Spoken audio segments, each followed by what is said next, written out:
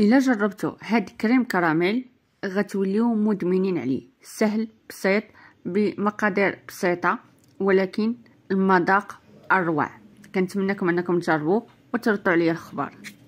كناخذ واحد كاسرونه اللي كندير فيها واحد الكميه من السكر سنيده اللي كنحطها فوق النار حتى كيتكون عندي الكراميل. بالنسبه لي انا فخديت حساب كاس ديال السكر سنيده ودرت الكاسرونه ديالي فوق النار وخليتها حتى يتكون عندي الكراميل. بالنسبه لي انا فمجرد ما بدا يتكون عندي الكراميل بديت اولا بدا تذوب عندي سنيده بديت كنخلط بملعقه خشبيه. هانتوما هنا فبدا يتكون عندي الكراميل. كيبان لكم اللون ديال السنيده بدا كيتبدل. هانتوما هنا فبقات ليا كميه قليله ديال السكر اللي باقي ليا، فكنبقى نخلطو بالفوي اولا بملعقه خشبيه حتى كيذوب ليا كاع داك السكر اللي عندي. بنات الا كنتو في هذه المرحله فحاولوا ما ديروش داك الطراب ديال الميكا فراه كيذوب. هانتوما هنا فهنا تكون عندي الكراميل ديالي، فحاولوا ما تخلوش حتى يتحرك.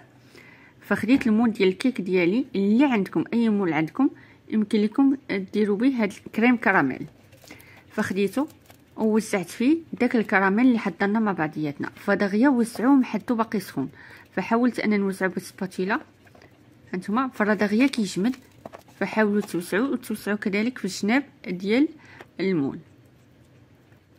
فبالنسبه لي انا فحضرت كميه كبيره ديال هذا الكريم كراميل. هذاك الشيء علاش ما تخلعوش من المقادير. فخديت 2 شريطه ديال الحليب، 4 ديال لي فلون نكهه الفاني، وخديت 4 بيرلي، وكذلك واحد الكميه ديال اللوز اللي كيكون محمر. فحطيت الحليب ديالي، يمكن لكم نتوما ديروا غير نصف المقادير.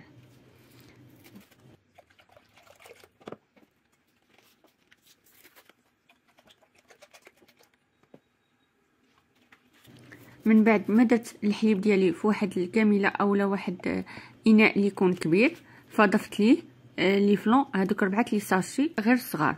بالنسبه للناس اللي عندهم دوك الساشي اللي كيكون كبير فبلا ما تضيفوا السكر سنيده لانه كيكون فيه سنيده.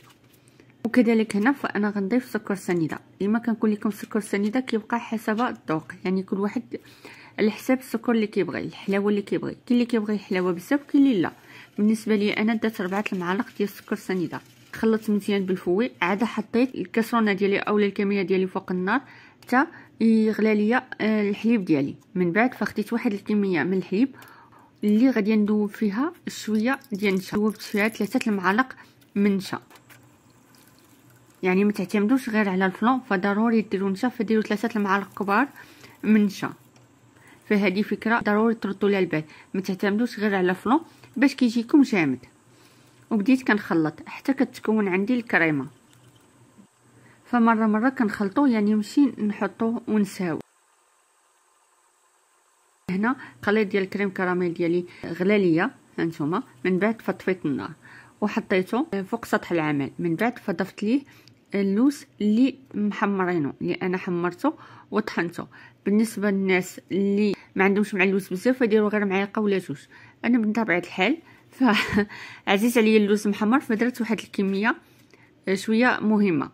كذلك هنا ضفت بيرلي اولا كذلك يمكن لكم تضيفوا حتى القشطه الطريه. لا بغيتو تضيفوها فضيفوها واخا تخلطوها المره الاولى مع الحليب والفلو. هي اهم حاجه كنوصيكم عليها غير النشا. الا بغيتو ديروا فديروا ما بين 3 المعالق كبار حتى 4 المعالق كبار ديال النشا. هذه اهم حاجه، يعني ما تعتمدوش على الفلو.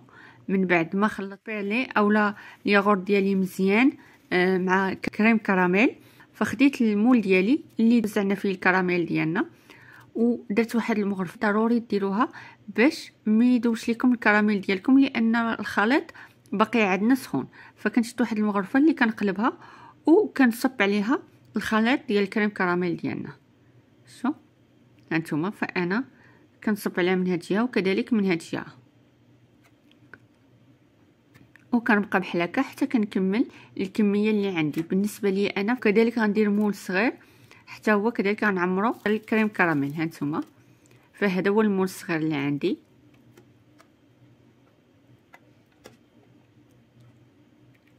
وتا هو درت ليه نفس العمليه، يعني خديت واحد المغرفه اللي بديت كوب عليها الخليط.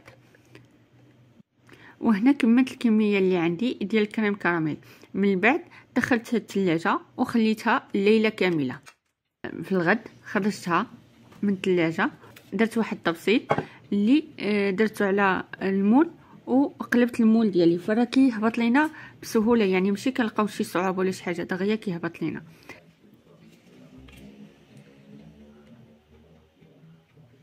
فبالنسبه للتزيين فانا زينته بشويه ديال اللوز بقى عندي محمر، فزينت به هاد الكريم كراميل ديالنا. واصلا غير داك الكراميل اللي حنا ضفناه فراه هو مزيان راسو لاننا درنا الكراميل المره الاولى.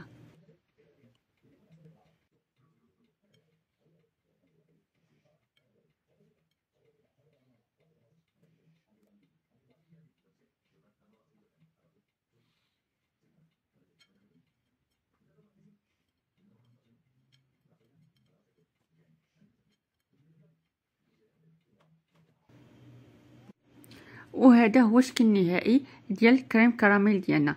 كيجي بواحد الطريقه سهله وكذلك المذاق روعه، يعني اللي ذاقوا عندكم فكونوا اكيدين بانه غيعجبو وغيسولكم على المقادير ديالو.